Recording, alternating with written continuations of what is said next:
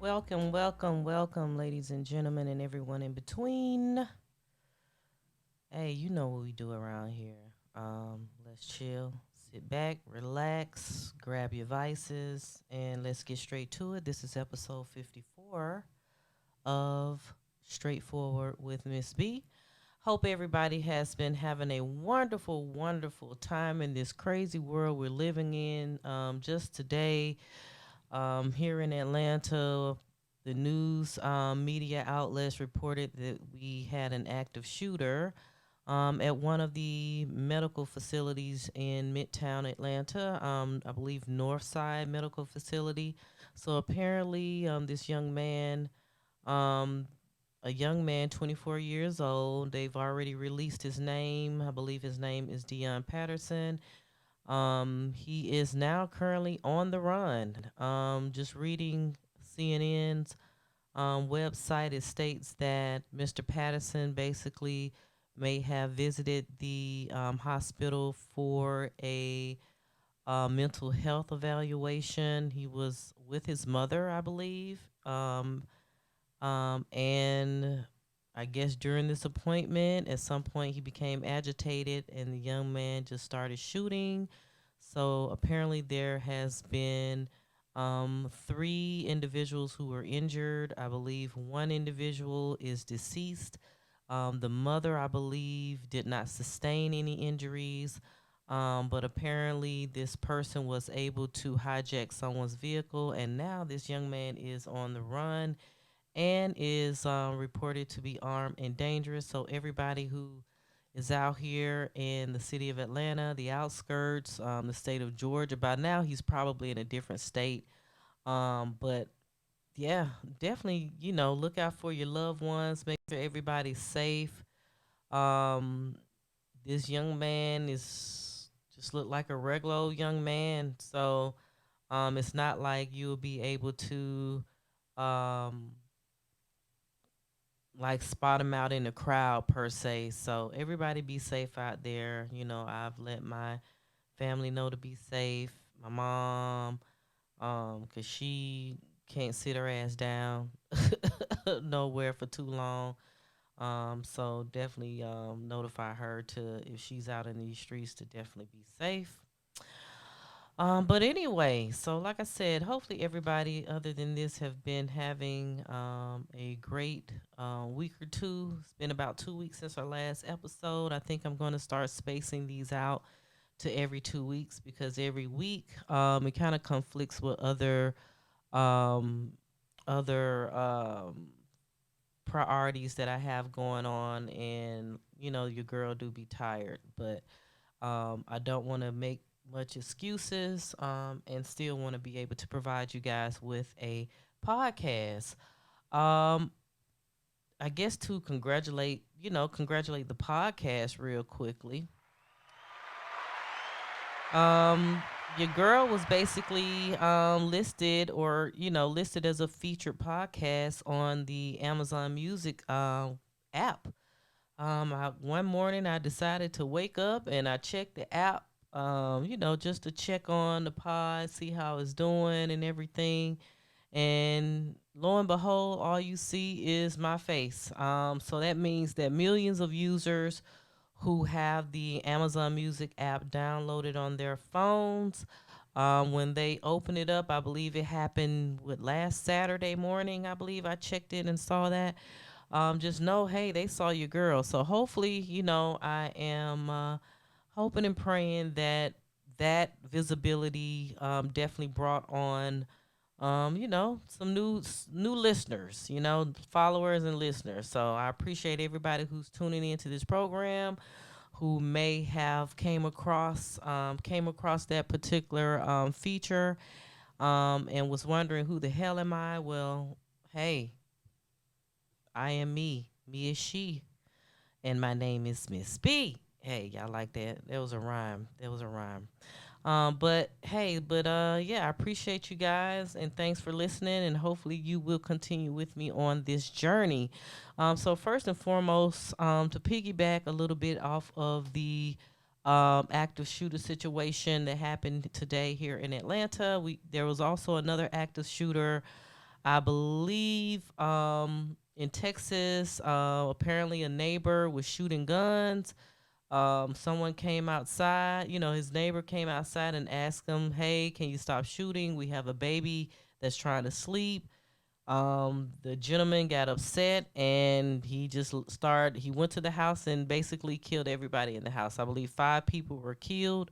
That gentleman was on the run for some time, but I believe they have now captured him. He was found. He's, I believe, um, I think he may have been from Mexico, just looking at his name. I don't have his name necessarily in front of me at the moment, but um, yeah, they caught him at a aunt's house and he was hiding under some laundry. They stated that I guess a longtime partner was basically aiding and abetting him, keeping him on the run, and was able to, give him transportation, food, clothes, things of that nature.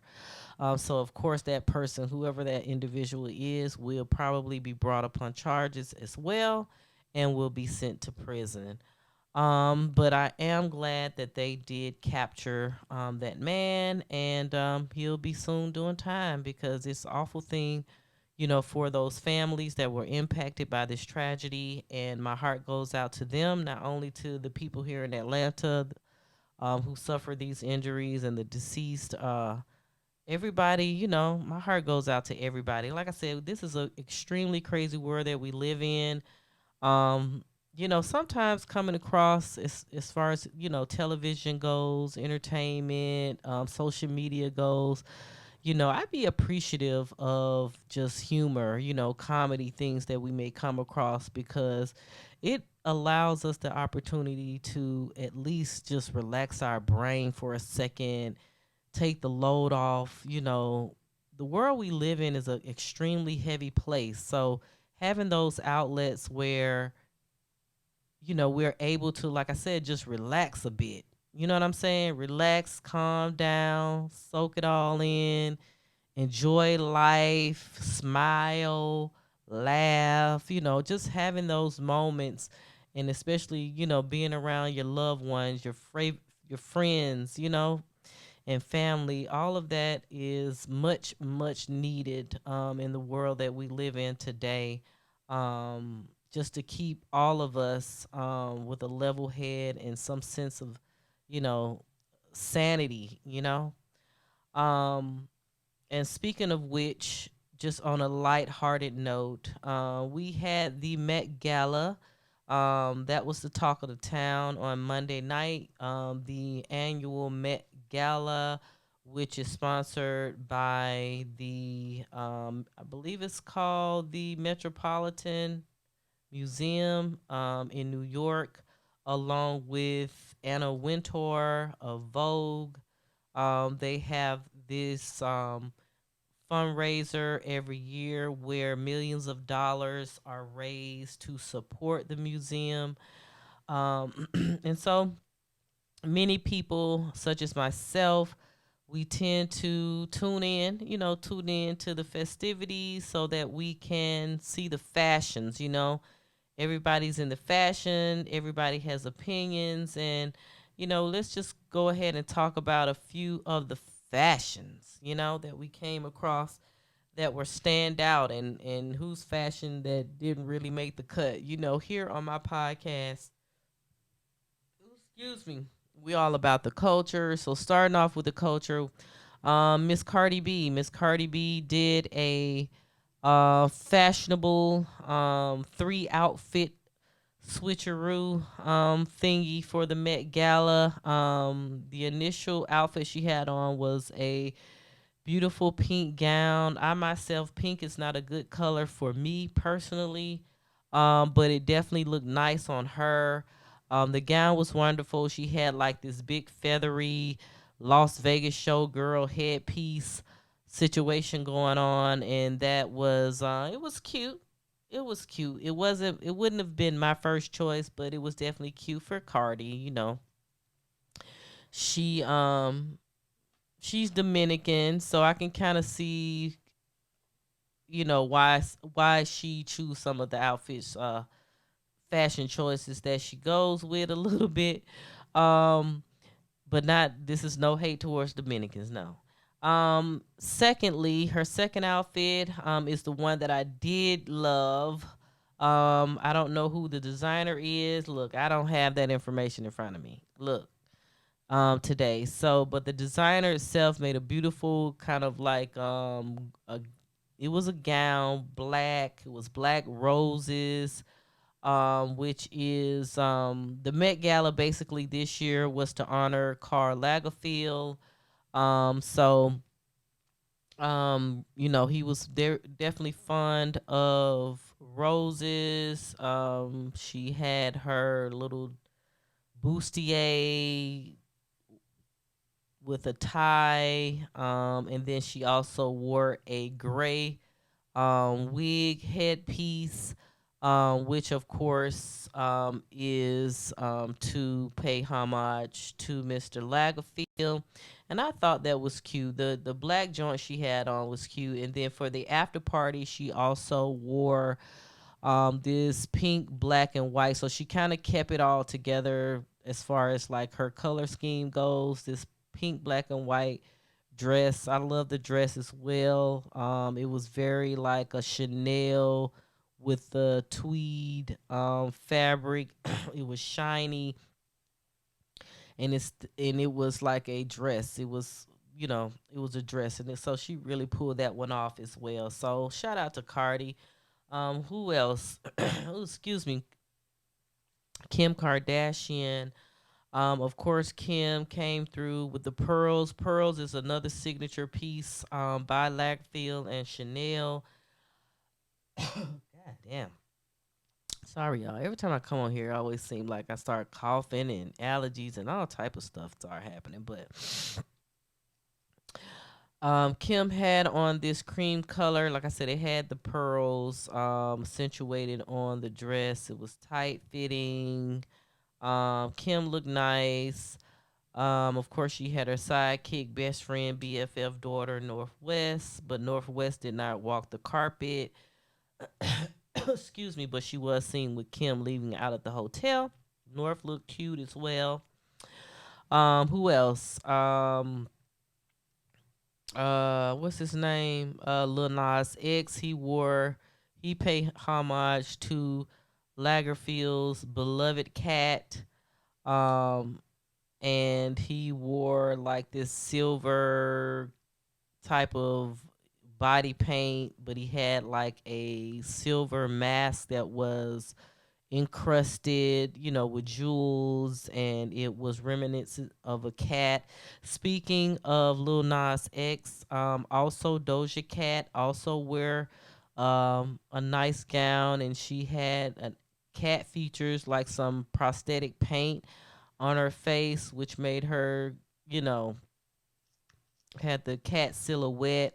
She looked it decent. It wasn't over the top, definitely not too over the top like Lil Nas S, but I like how both of them definitely just pay homage to the cat. I think that was a brilliant idea for both of them.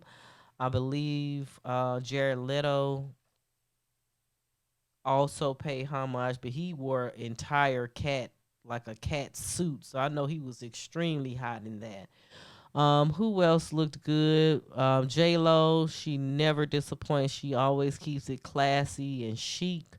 She had on a black and a like a very pale pink dress with a hat on top. She looks very nice. Lala looked cute. Who else? Diddy and Young Miami. They arrived at the carpet together. Um, Diddy had his suit, which was, I guess, supposed to be a Sean John original. He had on a big puff coat, adorned with the flowers, in honor of Lagerfeld, but also the big coat as well was to pay homage to the late and Andre Leon Talley of Vogue. So I like that touch that he did there.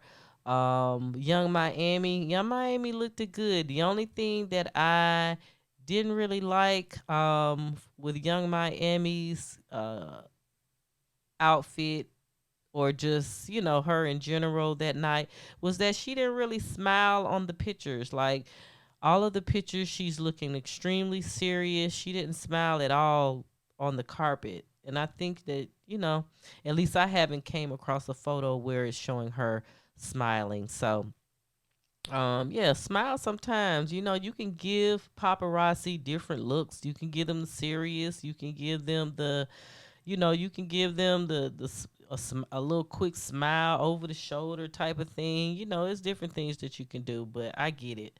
Her and Diddy probably, already mapped out what it is that they were going to do and not do on the carpet. And it was just nice to see them together. They're quote unquote BFFs. They're not going to put a label on their relationship. But it was wonderful seeing them.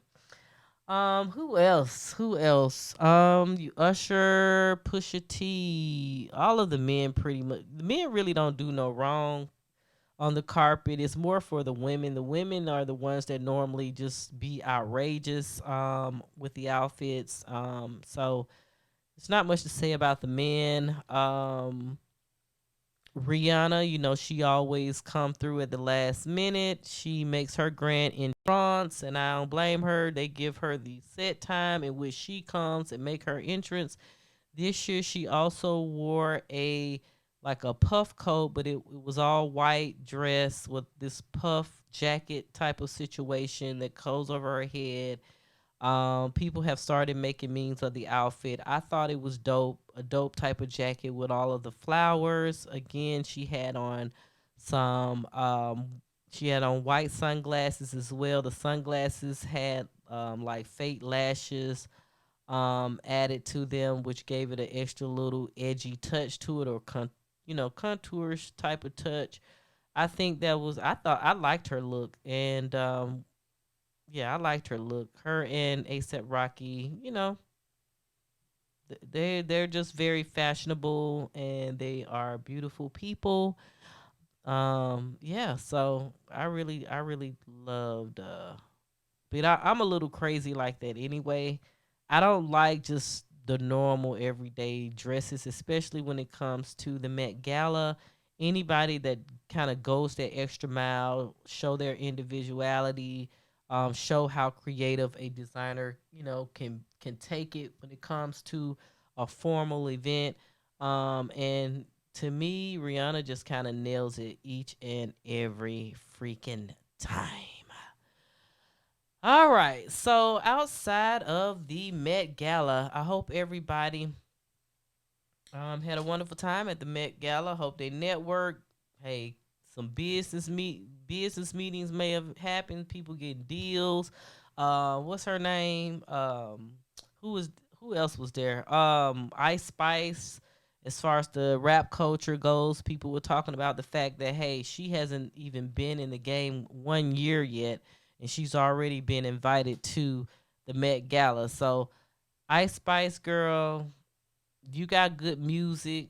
I'm waiting to see what more you can put out. Are you gonna be a one hit wonder? Is this gonna be it for you? You know what I'm saying?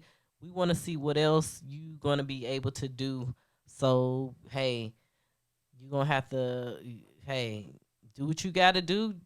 Keep your name out there. Be on the scene. Get endorsements. Link up. Do collaborations. Nicki Minaj, Kim Kardashian. Do what you got to do, girl. Hey, you've been thrust in the spotlight, so you better take advantage of it while you're here. All right. So speaking of hip hop, unfortunately though, there was a situation. The news came out in regards to Pras Michel, or Mitchell. I don't know how he pronounces his last name, but Pras is 50 years old, and he is a member of the group Fugees. You remember the group Fugees with Lauryn Hill and Wyclef Jean.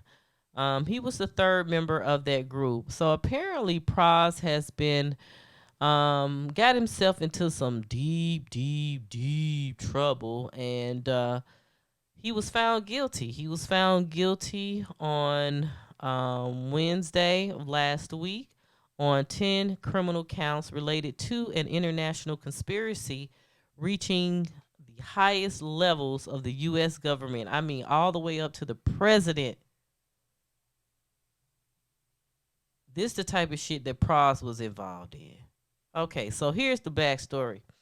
So Grammy-winning artist and former member of the Fugees faced multiple counts over the failed conspiracy to help Malaysian businessman Sh00ting and the Chinese government gain access to U.S. officials, including former presidents Barack Obama and Donald Trump. Michel was found guilty of conspiracy to defraud the U.S., witness tampering, and acting as an unregistered agent of a foreign government. He faces up to 20 years in prison. No sentencing date was set. His attorney, David Kenner, expressed disappointment about the verdicts, but said he was confident that his mistrial motions will work out in their favor. Quote unquote, we are extremely disappointed in the result, but are very, very confident in the ultimate outcome of this case, Kenner told reports, adding, if we do move to sentencing hearing, I remain confident we will certainly appeal this case. This is not over. Michel testified last week that Lowe paid Michel $20 million in 2012 in order to get a picture of himself with Obama, and prosecutors allege Michel funneled over $800,000 of that money to Obama's campaign through a number of straw donors. In his defense, Pras testified that he never used the money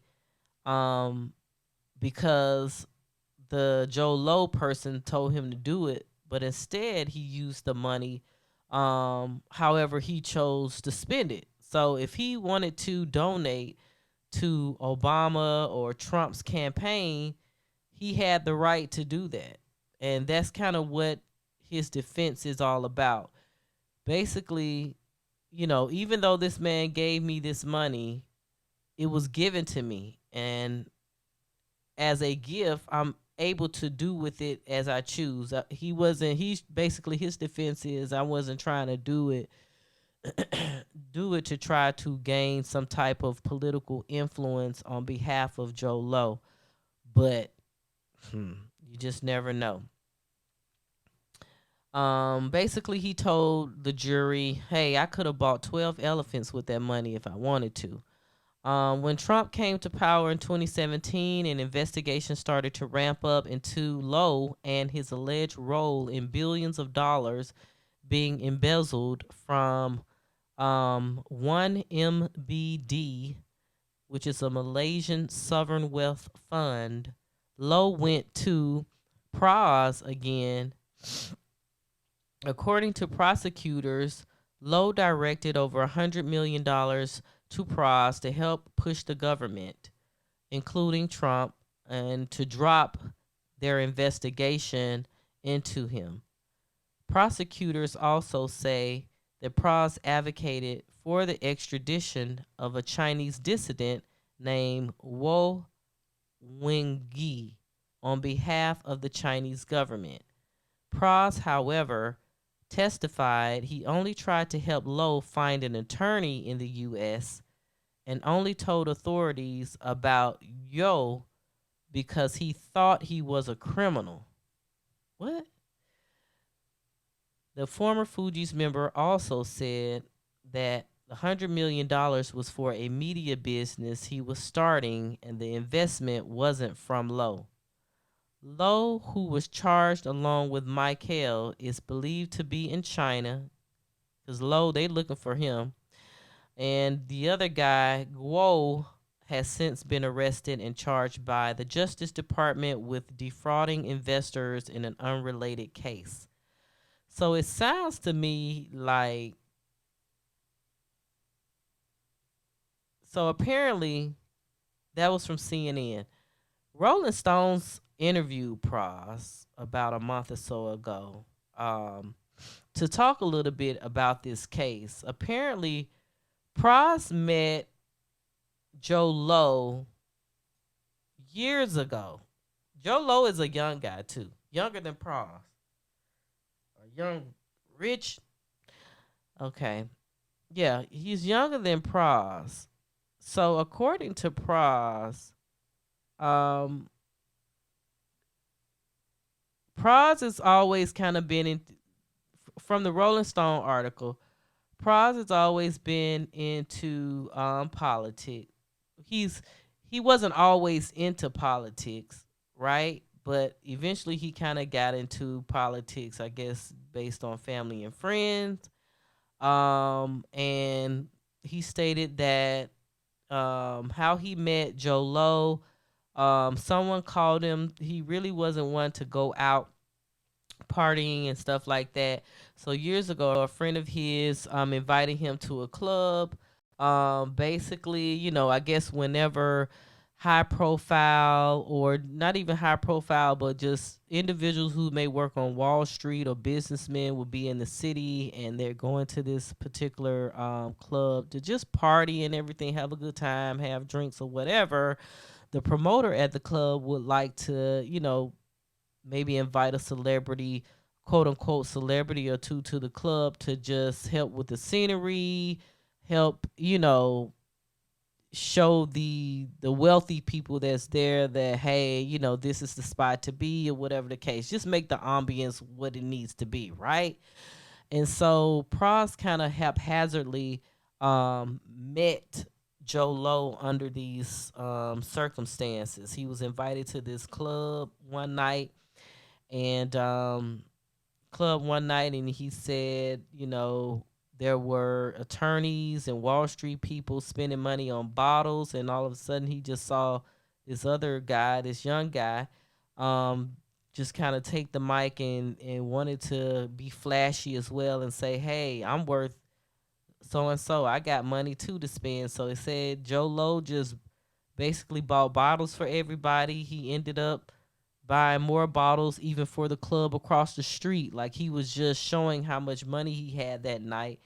And from there they just kind of, you know, developed a friendship, and he would travel with him country to country, partying in Vegas, birthdays on yachts, and beautiful women, and all this type of shit. So that's kind of how he met Joe Low, and they just became friends. And I think at some point,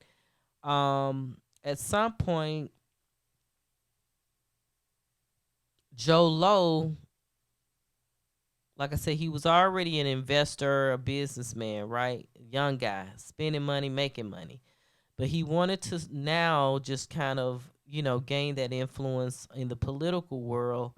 And basically, it is alleged that Pras was just part of that process to help him. So just imagine if you have a guy say, hey, um, so and so and so, because Pras also have met Obama. He met Obama, have been to a couple of Obama like fundraising parties and things like that. So I'm assuming that conversation came up, and Lowe was like, hey, probably in his mind thinking, hey, I can utilize Pras to get to these political circles. So hey, why not? And so one way to do it, of course, is money.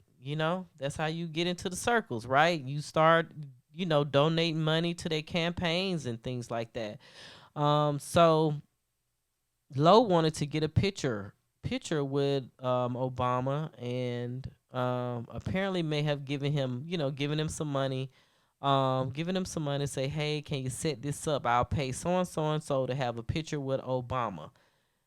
And I think that, they was able to either close to making that happen or made it happen, one or the other.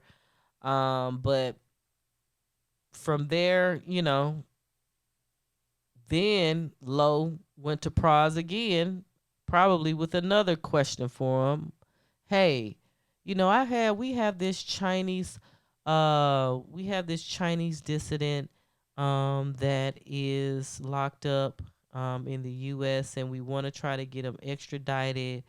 With your connections, Pras, do you think we can, at least ask the government to extradite him or see who we need to talk to and how much money you need to do that. I really feel like that's how those conversations went. And Pras, at the time, as the years go by, I'm sure he's probably still getting maybe some royalties off of the Fuji music. But hey, he probably still needed other money coming in some type of way. And he probably was like, shit, this might be a good little lick. This doesn't sound too bad. He probably was thinking of it like he wasn't doing anything wrong. But of course, once you start dealing with politics, you kind of cross that fine line on federal things. And unfortunately, having trying to get a prisoner extradited, and you talking about the Chinese government, the US and China always kind of had their situation going on from a political standpoint. um the government started paying a close eye. And then when the Joe Low person basically was charged for defrauding billions of dollars through that, one MBD fund, he definitely became on the radar. And the Fed started looking into his circle. And when he realized that Pras was in his circle, that's when the Feds probably started keeping their eye on Pras. And unfortunately, Pras got hemmed up in the fuck shit. He got hemmed up in some fuck shit. So I don't know, Pras. I don't know if you're gonna be able to get yourself out of this one. You might. If there's no paper trail, I guess, to identify or verify that this money came from Low, that you donated to these straw donors, to for Obama and Trump's campaign, then you may be in the clear. But otherwise, I don't know, Pras. I don't know. But I thought that was a crazy, crazy situation. Extremely crazy situation. And the little background, real quick, on the Joe Low character. Basically, he's let's say he's a 41. He's now 41-year-old Malaysian. He graduated from the Wharton School of Business in 2005 and promptly executed one of the biggest embezzlement schemes in history of money. By the time he was done, Joe Low, aka the Asian Great Gatsby, he had siphoned more than $4.5 billion from the Malaysian Southern Wealth Fund known as 1MDB, Malaysian Development Bureau. Says much of the loot was slipped to Malaysian officials as bribes. A lot of it was showered on Low's celebrity friends.